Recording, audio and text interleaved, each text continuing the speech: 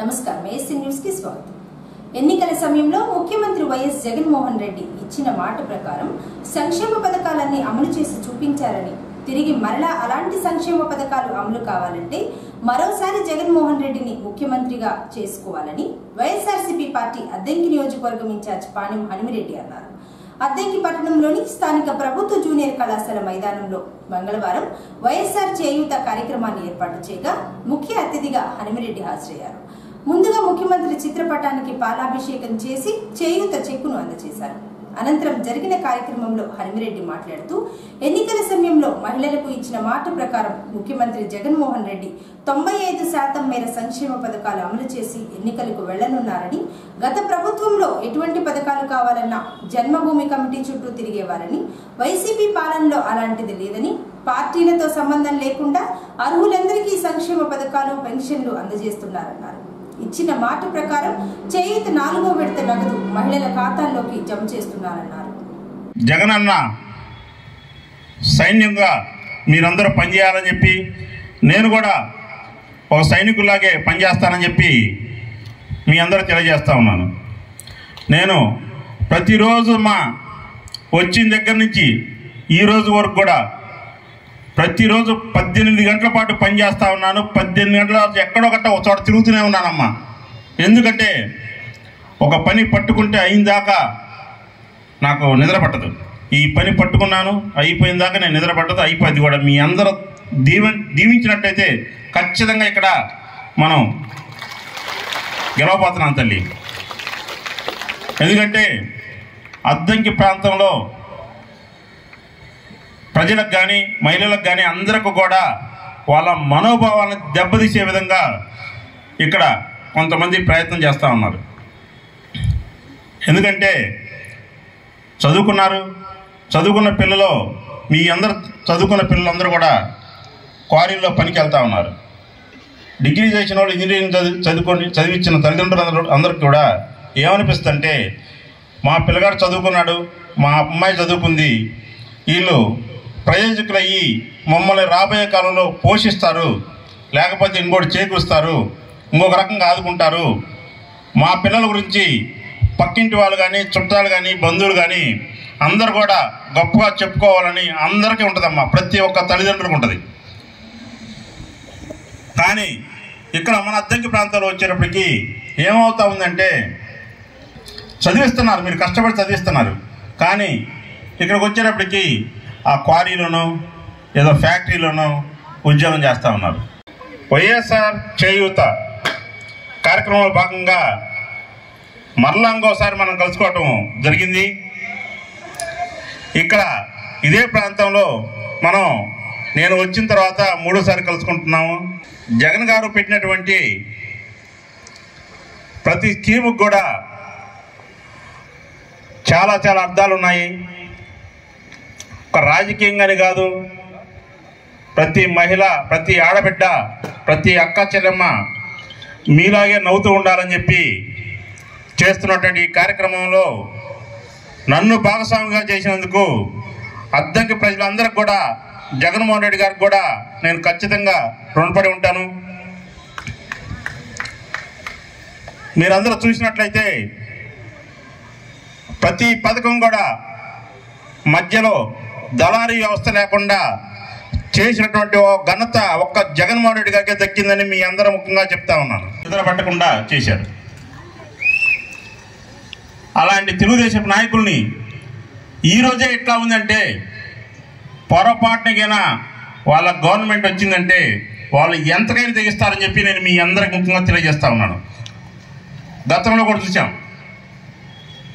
ఆడబిడ్డ లేదు, మగాలేదు, ఆడలేదు, ఎవరైనా ఏదైనా చేయగలిగే సత్తా ఒక్క చంద్రబాబు నాయుడు మనుషులకి ఏముందని చెప్పి మీ అందరికి కూడా తెలుసు. ఒక్కసారి ఆలోచించనమ్మా. ఇలాంటి చేయూత కార్యక్రమాలు ఇంకా రాబోయే కాలంలో మనం గొప్పగా జరుపుకోవాలని, మీరందరూ నన్ను దీవించాలని చెప్పి, నేను మీకు సేవ చేసుకోవాలని చెప్పి నాకు అనిపిస్తూ ఉంది. మీ అందరికీ అనిపించినట్లయితే నేను ఖచ్చితంగా ఇక్కడ ఎమ్మెల్యేగా రాబోయే కాలంలో ఖచ్చితంగా సేవలు అందిస్తాను.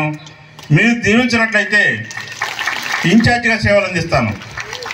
ఇన్ఛార్జిగా సేవలు అందించాలంటే ఏదైనా ప్రతి మనిషి కూడా, ప్రతి ఎమ్మెల్యే క్యాండిడేట్ కూడా, ఎమ్మెల్యే కూడా అసెంబ్లీలోకి వెళ్ళినట్టయితే మన బాధలు కష్టాలు అసెంబ్లీలో ప్రస్తావించుకుంటే ప్రతి సమస్య కూడా పరిష్కారం దొరుకుతుందమ్మా. కానీ ఇన్ఛార్జ్ కానీ ఎమ్మెల్యేకి ఒకటే తేడా, అసెంబ్లీలోకి అడుగు పెట్టినవాడు ఇన్ఛార్జ్ అయితే. అదే ఎమ్మెల్యే అయితే అసెంబ్లీలోకి వెళ్ళి మన బాధలు, మన కష్టాలు, మన అభివృద్ధి, మనకు కావాల్సిన పనులన్నీ కూడా మనం అసెంబ్లీలో చెప్పుకొని ఫైట్ చేసి తీసుకొచ్చుకొని అన్నీ చేయగలిగిన పరిస్థితి మన ఎమ్మెల్యేకి ఉంటుంది. కాబట్టి గతంలో పాలకులు చూసినట్టయితే మన అద్దంకి ప్రాంతంలో పాలకుల్ని ఎవరు కూడా అద్దంకి ప్రాంతానికి అభివృద్ధి చేయాలని కానీ, అద్దంకి ప్రజలకు మంచి చేయాలని కానీ ఎవరు చేసినట్టుగా అనిపించట్లేదు. గారి చిత్రపటానికి పాలాభిషేకం మన ఇన్ఛార్జి వర్యులు పాండ్య శ్రీనివాసరెడ్డి గారు చేస్తున్నారు. అలాగే మహిళలు కూడా సీఎం గారి చిత్రపటానికి కృతజ్ఞతగా పాలాభిషేకం చేయవలసిందిగా కోరుతున్నాం. ఇప్పుడు మన మున్సిపల్ చైర్పర్సన్ గారు సీఎం గారి చిత్రపటానికి పాలాభిషేకం చేస్తున్నారు. ఎందుకంటే అనేక రకాల అవసరమైతే ఆ క్యాన్ ఉంది, వాటర్ క్యాను దగ్గరికి తీసుకెళ్ళి అందరు కూడా తాగేలాగా చూడండి. వేస్ట్ చేయబాకండి, గ్లాసులు ఎక్కడ పడితే అక్కడ పడేయబాకండి. అధికార పార్టీ నేతలు తెలుగుదేశం పార్టీకి చెందిన ఓట్లు తొలగించే పనిలో ఉన్నారని, ప్రతి బూత్ లో ఓటర్ల జాబితాను పరిశీలించుకుని సరిచేసుకోవాలని, దొంగ ఓట్లు ఉంటే తొలగించే విధంగా అధికారులకు చెప్పాలని అద్దంకి శాసనసభ్యులు గొట్టిపాటి రవికుమార్ అన్నారు. అద్దంకి పట్టణంలోని స్థానిక కామేపల్లి కళ్యాణ మండపంలో మంగళవారం ఎమ్మెల్యే రవికుమార్ బూత్ నెంబర్లు 146, 147, 148, 149, 150, 151, 154, 168, 169, 170, 156, 159, 160, 157, 158 పరిధిలో ఉన్న బూత్ ఇన్ఛార్జీలు టీడీపీ నేతలతో సమీక్షించారు. ఓటర్ల జాబితాపై పూర్తి స్థాయిలో నివేదిక ఇచ్చి అప్రమత్తంగా ఉండాలని ఎమ్మెల్యే సూచించారు. ఎన్నికల సమయం దగ్గర పడుతున్న తరుణంలో అందరూ ఓటర్ల జాబితాపై దృష్టి పెట్టాలన్నారు. ఎక్కడైనా లోపాలు ఉంటే తక్షణమే వారి దృష్టికి తీసుకుని రావాలన్నారు. అద్దంకి నియోజకవర్గంలో వందల స్థాయిలో టీడీపీ ఓట్లు తొలగించేందుకు వైసీపీ నేతలు, అధికారులు సిద్ధమయ్యారని రవికుమార్ గుర్తు చేశారు. ఓట్ల తొలగింపుపై అధికారులు స్పందించకపోతే ఆందోళనలు చేయవలసిన అవసరం ఎంతైనా ఉందన్నారు. రాబోయే ఎన్నికల్లో ప్రతి ఒక్కరూ స్వేచ్ఛగా, నిర్భయంగా ఓటు హక్కును వినియోగించుకోవాలని, ఎన్నికల విధులకు ఆటంకం కలిగించినా, అల్లర్లు సృష్టించినా చర్యలు కఠినంగా ఉంటాయని అద్దంకి సిఐ కృష్ణయ్య అన్నారు. రానున్న సార్వత్రిక ఎన్నికలను దృష్టిలో ఉంచుకుని అద్దంకి పట్టణంలోని పోలీసు కవాతు నిర్వహించారు. కేంద్ర బలగాలతో పాటు స్థానిక సిబ్బంది కవాతులో పాల్గొన్నారు. పోలీస్ స్టేషన్ నుంచి పాత bus stand, RTC bus stand, Bhavani centre మీదుగా గాంధీ బొమ్మ సెంటర్ వైపు నుంచి పోలీస్ స్టేషన్ వరకు కవాతు నిర్వహించారు. ఈ సందర్భంగా సిఐ కృష్ణయ్య మాట్లాడుతూ, జిల్లా ఎస్పీ వకుల్ జిందాల్ ఆదేశాల మేరకు త్వరలో జరగనున్న ఎన్నికల్లో ఎలాంటి అవాంఛనీయ సంఘటనలు జరగకుండా ప్రజలు స్వేచ్ఛగా ఓటు హక్కు వినియోగించుకునేందుకు కేంద్ర బలగాలతో పట్టణంలో కవాతు నిర్వహించారని, రానున్న ఎన్నికలు ప్రశాంతంగా నిర్వహించాలన్నదే అధికారుల లక్ష్యమని, సమస్యాత్మక గ్రామాలను గుర్తించి కేంద్ర బలగాలతో కవాతు నిర్వహించేందుకు చర్యలు తీసుకుంటారని, ఓటర్లకు అండగా పోలీసు యంత్రాంగం ఉంటుందని, ఎవరూ భయపడవలసిన అవసరం లేదని సిఐ కృష్ణయ్య వివరించారు.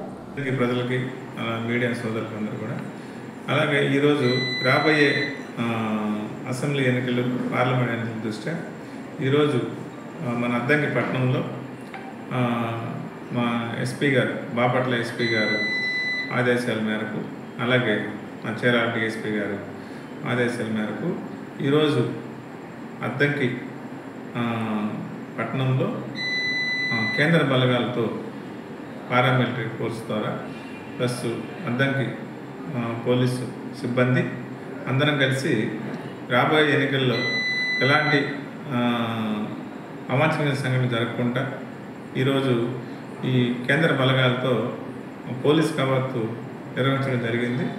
ఇందులో భాగంగా ఈరోజు టౌన్లో మన భవానీ సెంటర్, తర్రవారిపాలెం, ఈ రామ్నగర్ ఏరియాలో కూడా మొత్తం కవాతు నిర్వహణ జరిగింది. భవిష్యత్తులో విలేజ్ల్లో కూడా ఎక్కడైతే మనకు సమస్యాత్మకమైన గ్రామాలు ఉన్నాయో ఆ ఏరియాలో కూడా ఈ కవాతు నిర్వహించడం జరుగుతుంది. ఎన్నికలు ప్రశాంతంగా నిర్వహించాలనేది మా యొక్క పై అధికారుల యొక్క ఆదేశాల ప్రకారం ఎలాంటి చిన్న ఇన్సిడెంట్ జరగకుండా జాగ్రత్తగా మంచి పీస్ఫుల్ వాతావరణం జరిగే విధంగా చేస్తామని ఈ ద్వారా మీడియా ద్వారా అద్దంకి ప్రజలకు తెలియజేయడం జరుగుతుంది.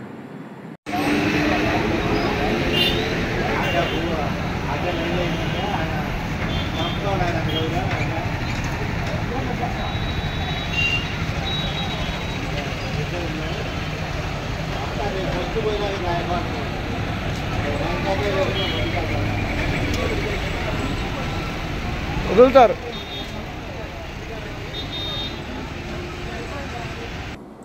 పార్టీ స్థాపించిన అతి తక్కువ కాలంలో జనాదరణ పొందిన ఏకైక పార్టీ వైఎస్ఆర్సీపీ పార్టీ అని, త్వరలో జరగనున్న ఎన్నికల్లో వైఎస్ఆర్సీపీ పార్టీ తిరిగి మరలా అధికారంలోకి రాబోతుందని వైఎస్ఆర్సీపీ పార్టీ అద్దంకి నియోజకవర్గం ఇన్ఛార్జ్ పాణెం హనుమిరెడ్డి అన్నారు. అద్దంకి పట్టణంలోని సింగరకొండ రోడ్లో ఉన్న వైఎస్ఆర్సీపీ పార్టీ కార్యాలయంలో మంగళవారం పార్టీ ఆవిర్భావ దినోత్సవ వేడుకలను ఏర్పాటు చేయగా ముఖ్య అతిథిగా హనుమిరెడ్డి హాజరయ్యారు. ముందుగా ఎన్టీఆర్ నగర్ లో ఉన్న దివంగత నేత రాజశేఖర్ రెడ్డి విగ్రహానికి పూలమాలలు వేసి నివాళులర్పించి పార్టీ జెండాను ఎగురవేసి కేక్ కట్ చేసి వేడుకలను నిర్వహించారు. అనంతరం జరిగిన కార్యక్రమంలో హనుమిరెడ్డి మాట్లాడుతూ వైఎస్ఆర్సీపీ పార్టీ స్థాపించిన దగ్గర నుంచి నేటి వరకు పార్టీ బలోపేతం కోసం లక్షలాది మంది వైసీపీ నాయకులు కార్యకర్తల కృషి ఉందని, వైఎస్ఆర్సీపీ పార్టీ 13 వసంతాలు పూర్తి చేసుకుని 14వ వసంతంలోకి అడుగు పెడుతుందని, జగన్మోహన్ రెడ్డి పార్టీ స్థాపించిన తర్వాత ఎందరో కుట్రలు పన్ని జగన్ను జైలుకు పంపించారని, అయినా పార్టీ మీద ఆదరణ తగ్గలేదన్నారు. అద్దంకి నియోజకవర్గంలో ఇంకా పార్టీ బలోపేతం కోసం వారి వంతుగా కృషి చేస్తారని, త్వరలో జరగనున్న ఎన్నికల్లో అద్దంకిలో వైసీపీ జెండా ఎగరవేయటం ఖాయమని హనుమిరెడ్డి తెలియజేశారు. చెప్తే నేను కొత్తవాడిని కాబట్టి కొన్ని చిన్న చిన్న అలవడికలు ఉండొచ్చు, కొన్ని చిన్న ప్రాబ్లమ్స్ ఉండొచ్చు. అవన్నీ కూడా మనందరం సర్దుకొని ముందుకెళ్ళాలని, ఏదైనా ఉన్నట్లయితే నా దృష్టి తీసుకొచ్చినా లేకపోతే మీరు సర్దుకున్నా నేను సంతోషిస్తాను. ఈ టైంలో గతంలో చేసిన పాపాలని తప్పుల మొత్తాన్ని నా మీద రుద్ది నేను ఈ రోజున ఏమి చేయలేని పరిస్థితి కల్పించదని చెప్పి తెలియజేస్తా ఉన్నాను. ఎందుకు కల్పించదంటున్నా అంటే మీరందరూ ఒకసారి ఆలోచించండి. గతంలో పాలన 1 కాదు, 2 కాదు, 3 కాదు, ఊర్లో ఏ పదార్థ గ్రూప్ చేసి పెట్టారు. అలాంటి గ్రూప్ చేయడం, అలాంటి తగాదాలు పెట్టడం నేనైతే చేయను. ఎట్టి పరిస్థితుల్లో ఖచ్చితంగా మన పార్టీ సిద్ధాంతాలకి, పార్టీ అభిప్రాయాలకు లోబడి ఉంటానని చెప్పి ఖచ్చితంగా ఉంటాను. కాబట్టి మీ అందరి ముందు మాటిస్తాను. అలాంటి పరిస్థితుల్లో మనకి జగన్మోహన్ రెడ్డి గారు ఒక్కడే ఎదుర్కోవడానికి సిద్ధపడి ఉన్నాం. కాబట్టి మనందరం కూడా సైనికుల్లాగా పనిచేసినట్లయితే రాబోయే ఎలక్షన్స్లో ఎంతమంది పొత్తులతో పెట్టుకున్నా లెక్క చేసే పరిస్థితి మన పార్టీకి లేదని చెప్పి నేను మీ అందరూ తెలియజేస్తా ఉన్నాను. అయితే ఇలాంటి నెక్స్ట్ రాబోయే సంవత్సరంలో 14 నుంచి 15కి వెళ్తాం. కాబట్టి అప్పటికల్లా మనం చాలా భారీ ప్రోగ్రాము జరుపుకోవాలని చెప్పి, ఇది అనుకోకుండా ఉంటేనే ఈ విధంగా జరిగింది, ఇంతమంది జనం వచ్చారు. అనుకోని గట్టిగా మనం ప్రయత్నం చేసినట్టయితే ఎంతమంది వస్తారు నాకు చూస్తూ ఉంటేనే చాలా ఆనందంగా ఉంది. కాబట్టి మనం రాబోయే ఎలక్షన్స్లో మనందరం కలిసి జగనానికి మద్దతుగా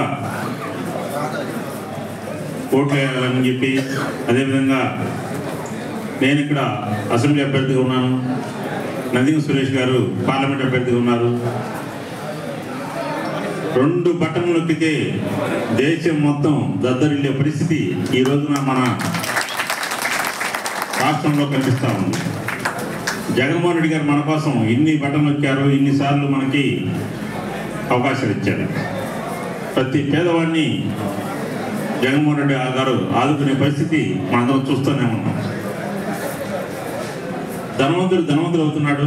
పేదవాడు అనగదొక్కబడే పరిస్థితుల్లో పేదవాడిని కూడా ఏదో ఒక రకంగా పైకి లాగాలనే ప్రయత్నంలో జగన్మోహన్ రెడ్డి గారు ఈ 5 సంవత్సరాల్లో ప్రయాణం చేస్తూ ఉన్నారు. అదేవిధంగా ఆయన ఈ కార్యక్రమంలో సక్సెస్ అయ్యారు కూడా. రాబోయే కాలంలో కూడా మనమందరం కలిసి జగన్మోహన్ రెడ్డి గారిని దీవించినట్లయితే ఖచ్చితంగా ఇంతకన్నా మంచి పేరు ప్రఖ్యాతలు తెచ్చుకొని మంచి సేవలు చేసుకుంటారని చెప్పి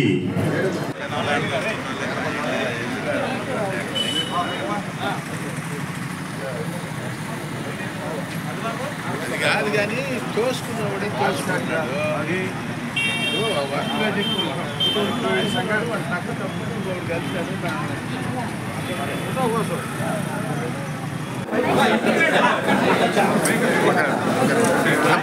సార్ చూడండి సార్.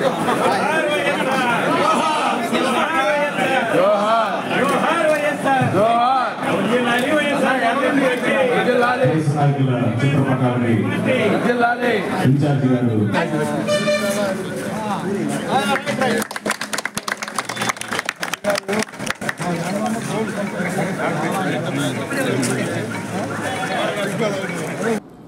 త్వరలో జరగనున్న ఎన్నికలను దృష్టిలో పెట్టుకుని అద్దెంకి మండల తహసీల్దార్ కార్యాలయంలో మంగళవారం సెక్టార్ అధికారులకు ఏపీఓలకు ఈవీఎంలపై అవగాహన సదస్సు మరియు శిక్షణను నిర్వహించారు.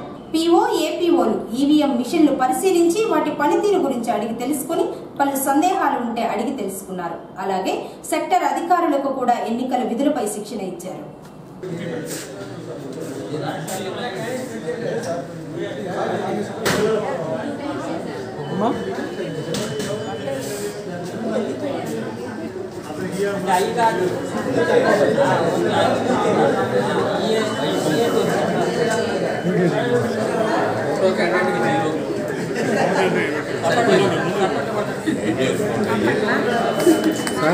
రెండో క్యాండిడేట్ ఒకటి, ఒకటో క్యాండిడేట్ 0. 11 కూడా వచ్చినాయి ఎలక్షన్స్దా మూడంటే మూడో క్యాండిడేట్ 3 మేడం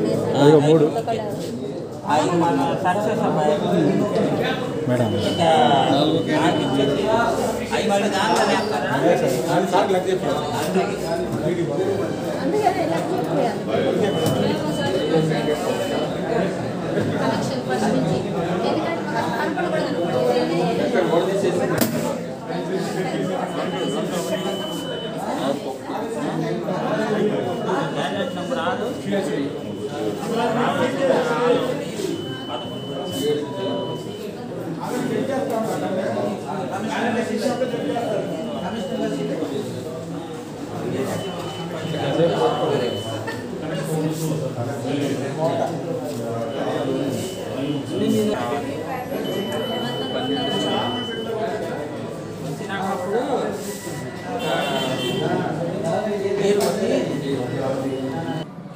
త్వరలో జరగనున్న ఎన్నికల్లో వైఎస్ఆర్సీపీ పార్టీ తిరిగి మరలా అధికారంలోనికి రాబోతుందని, దానికి నిదర్శనం సంక్షేమ పథకాలు అని వైఎస్ఆర్సీపీ పార్టీ నాయకులు పాణెం నరసింహారెడ్డి అన్నారు.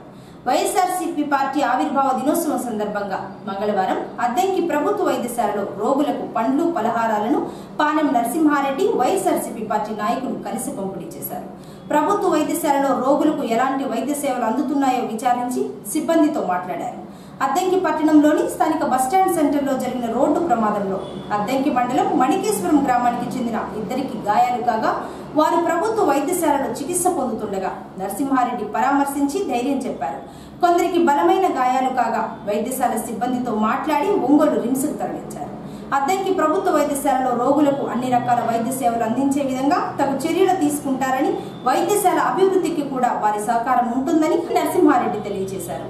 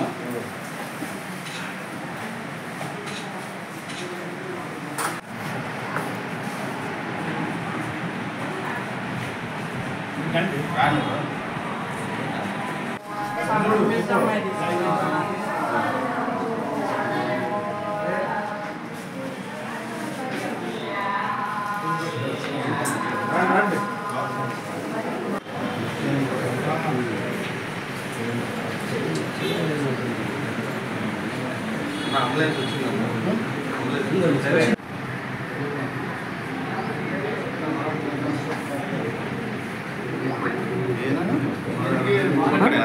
భార్య భర్త ఇద్దరు వస్తారు.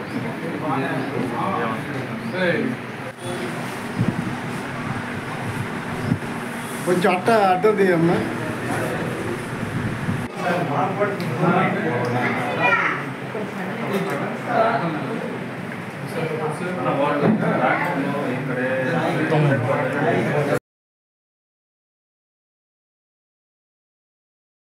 ఏఎస్సీ న్యూస్ ఇంతటితో సమాప్తం. నమస్కారం.